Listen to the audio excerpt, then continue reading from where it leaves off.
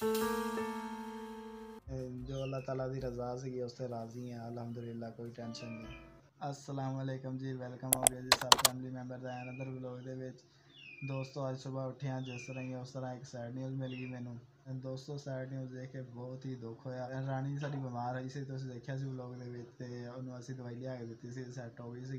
दोस्तों जिस तरह ही सुबह उठिया कि मैनू भी रानी इस तरह ही इस हालत च मिली, तो दोस्तों तुसीं भी देख लो साडी रानी नूं।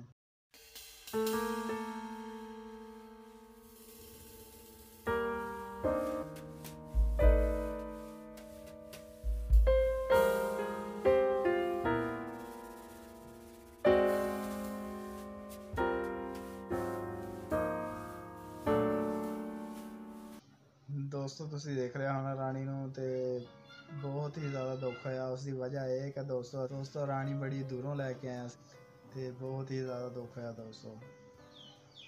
छोटे ਜਿਹੇ ਹੁੰਦੇ ਸੀ ਦੋਸਤੋ ਜਦੋਂ ਲੈ ਕੇ ਆਏ ਸੀ, ਸ਼ੁਰੂ ਵਾਲੇ ਵਲੋਗ में ਤੁਸੀਂ ਦੇਖ ਸਕਦੇ ਹੋ ਦੋਸਤੋ, ਛੋਟੇ ਜਿਹੇ ਲਿਆਇਆ ਸੀਗਾ। ਬੜੀ ਹੀ ਮਿਹਨਤ ਕੀਤੀ ਸੀ, ਬੜੇ ਹੀ ਪਿਆਰ ਨਾਲ ਰੱਖਿਆ ਹੋਇਆ ਸੀ, ਲੇਕਿਨ ਅੱਲਾਹ ਤਾਲਾ ਨੂੰ ਮਨਜ਼ੂਰ ਨਹੀਂ ਸੀਗਾ ਇੱਥੇ ਤੱਕ ਕਿ ਸਾਡਾ ਸਾਥ ਸੀਗਾ।